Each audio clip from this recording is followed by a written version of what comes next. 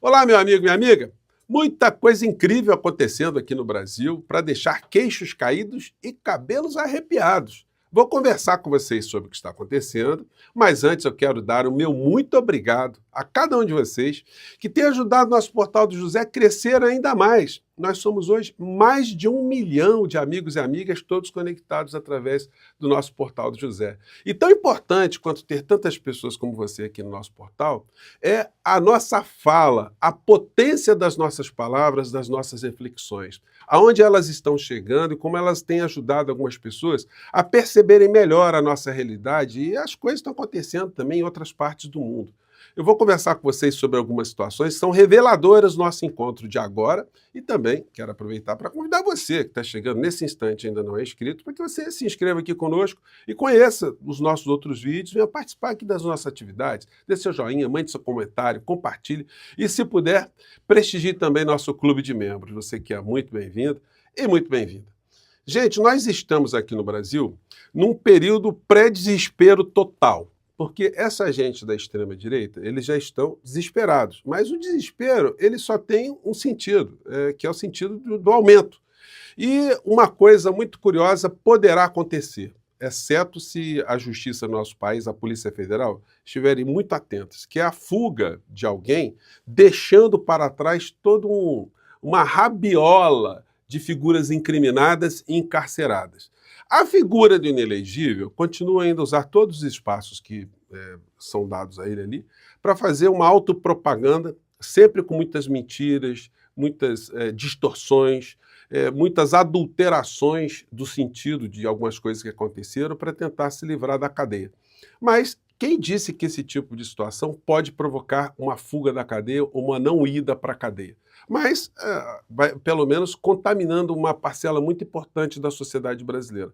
Agora, o que é mais complicado é que nós temos nas redes sociais muitos programas que têm um caráter jornalístico, mas que fazem ali um desserviço à sociedade brasileira, na medida que não tem uma percepção crítica, inclusive para entrevistar pessoas que têm um caráter, uma falta de caráter total. Você entrevistar um mentiroso quanto mais, um vigarista, um golpista, um estelionatário, olha, você tem que ter uma firmeza muito grande para colocar determinadas situações e apontar o dedo, do tipo, olha, não vai me enganar, né? Infelizmente, esse tipo de coisa não acontece em alguns programas muito assistidos. E é o seguinte, né? Nós somos obrigados a fazer algumas críticas. Por exemplo, esse programa aqui, o Flow Podcast, todo mundo conhece, ele possibilita a ida de pessoas para esse tipo de entrevista, porque a pessoa sempre tem a noção que vai sair incólume, né?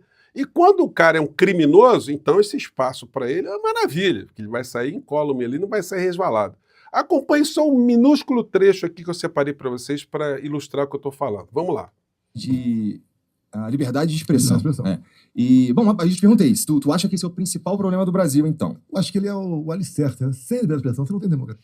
Então é o seguinte, o cidadão ele tem um programa que tem uma audiência gigantesca, ele não tem problemas de liberdade de expressão, ele fala livremente sobre todos os temas, exceto se ele vier a cometer um crime. Se ele cometer um crime, aí de fato ele não vai poder permanecer no espaço praticando crime. E aí ele pergunta para um criminoso que fez um mau uso da liberdade de expressão para que ele diga sobre a sua percepção de liberdade de expressão. E aí vem a resposta. Pois é, mas o que tu tá chamando de liberdade de expressão exemplo, e por que não tá rolando, na tua Você opinião? pode ver, se a gente discutir vacina aqui, você pode, nossa, temos problema. Mas, se discutirmos urnas, também. Agora, se você falar da Bíblia, pode criticar à vontade, sem problema nenhum. Entendi. Então é o seguinte, aí o cara fala isso aí e o entrevistador passa batido. Ele disse, acabou de dizer que se falar de vacina ou falar de urna eletrônica, ele vai ter problema. O entrevistador tem que dizer assim, ex-presidente, olha só, o senhor só não pode falar de vacina para dizer que a vacina faz mal à saúde, para dizer para as pessoas não se vacinarem. Se o senhor provocar a morte com o seu comportamento, como aconteceu no período da pandemia. Então, isso o senhor não pode fazer. Se o senhor usar um espaço desse aqui público para atacar a democracia, para descredibilizar a democracia, para provocar danos ao nosso país, à nossa nação, isso também o senhor não pode, que o senhor vai cair no campo do crime. Então, a liberdade de expressão ela não é ilimitada. Agora, O que parece é que o entrevistador não tem Ou repertório. seja, o que Aí os caras querem? vai falando, dá um espaço para a figura distorcer a realidade e se apresentar como uma vítima, como um perseguido. E aí a gente tem que criticar, né? Não dá para passar batido nisso. Me desculpe aí o Igor do Flow, mas olha, Igor, não dá para entrevistar estelionatário, bandido, vigarista, criminoso e tratar assim, com essa cordialidade, sem a contundência das perguntas que precisam ser feitas. Bom, amanhã, como uma parte da estratégia para escapar da cadeia, o Sr. Silas Malafaia, o mentor espiritual, constitucional, jurídico, político, extraterrestre do inelegível, está montando mais uma manifestação. Se a extrema-direita tivesse noção do que acontece, muitas pessoas não estariam tão encalacradas. Porque acontece o seguinte, percebam, o Silas Malafaia ele está dentro de um país que protege a liberdade de cultos. Ele é um líder religioso. Então ele tem uma imunidade que outras pessoas não têm. Porque é muito difícil você processar um líder religioso. E ele tem uma estratégia que não tem funcionado, mas ele insiste na estratégia e está levando muita gente para o buraco. Por exemplo, ele quer destituir o ministro Alexandre de Moraes. Ele não vai conseguir. Ele agora partiu para oração, né? O desejo secreto dele é que Deus mande um raio e fulmine o ministro Alexandre de Moraes. Mas ele está muito bem de saúde, parece que ele está muito protegido ali com alguns para-raios muito poderosos. Isso não funcionou. E também não está funcionando a estratégia dele de fazer com que o ministro morda uma isca e processe o Silas Malafaia. Porque se ele faz isso, o ministro se coloca juridicamente como impedido ou suspeito. Então ele pode continuar a xingar o ministro Alexandre de Moraes, pode fazer as suas bravatas, que o ministro Alexandre de Moraes não vai cair nessa, porque ele não é trouxa. Portanto, as consequências poderão surgir um pouco mais à frente, né? Então, quem come apressado, né, acaba comendo cru. Então, vamos aguardar os desdobramentos, porque as filas estão andando. Agora, os trouxas que seguem esse tipo de criatura não perceberam. O Malafaia, no dia 7 de setembro de 2021, ele estava do lado do Bolsonaro dizendo que o ministro Alexandre de Moraes tinha que pegar o boné, tinha que ir embora, e que era um canalha, e que tinha que se redimir, soltar, acabar com os inquéritos e tal. Olha, as pessoas estão se enforcando, quebraram o prédio, acreditaram nessa história, ficaram acampados ali na frente de quartéis. Está todo mundo encalacrado, o senhor Silas Malafaia, onde está? Então o comportamento dele é muito parecido com o de um traidor, né? Um cabo Anselmo. Aquela figura que está em pele de cordeiro, mas é o lobo, usando aí uma expressão bíblica. Então, vão acreditando no Malafaia, vão indo nas manifestações, vão fazendo as coisas que ele está fazendo, vão reproduzindo, vão colocando nas redes aí, para vocês verem no final da história. O inelegível ainda tem essa perspectiva de fugir do Brasil, né? Porque é uma figura covarde e sem caráter, mas os outros que vão ficar para trás vão ficar nessa rabiola muito complicada, né? Deixa eu tirar aqui a figura, gente, senão ele daqui a pouco entra no ar aqui no nosso programa e atrapalha tudo, né?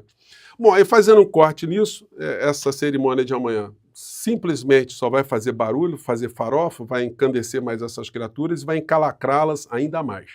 A figura ali está disfarçada, né? Uma espécie de demônio, diabo, sete pele, coisa ruim, Lúcifer, mochila de criança, e as pessoas não estão percebendo. Então, ela falando, vai encandecendo as pessoas aí, né? Bom, gente, olha só que coisa incrível. O Lula esteve ontem em Sorocaba, né? Em Sorocaba, Lula diz que quer descobrir quem passou a mão no preço do ovo. Os jornais todos de hoje estão dando essa ênfase aqui. Só o Lula falando do ovo. Lula quer saber quem é o pilantra que provocou alta do ovo. E por aí vai. Vários jornais falando disso aqui. Nessa matéria aqui do Globo, que está falando em Sorocaba, Lula diz que quer descobrir quem passou a mão no ovo, eles vão falando aqui, reproduzem a fala do Lula, e vão falando do preço do milho, e do preço do ovo como subiu, e uma série de análises e tal, e colocando o Lula ali como uma espécie de pessoa que está fazendo uma bravata. Ninguém disse o que o Lula estava fazendo em Sorocaba. E eu perguntando para você assim, de sopetão, você sabe o que o Lula estava fazendo em Sorocaba? Pois bem, o Lula estava entregando quase 800 ambulâncias, mas isso aí fica desprezado, né, como informação. Lula culpar um pilantra pelo preço do ovo é populismo. Aí, pau em cima do Lula. E o Lula, como eu disse para vocês, desde 2018 não havia nenhum tipo de entrega de ambulância do SAMU. Quem foi que criou o SAMU em 2004? O Lula, pelo decreto 5.055, esse serviço que não existia aqui no Brasil.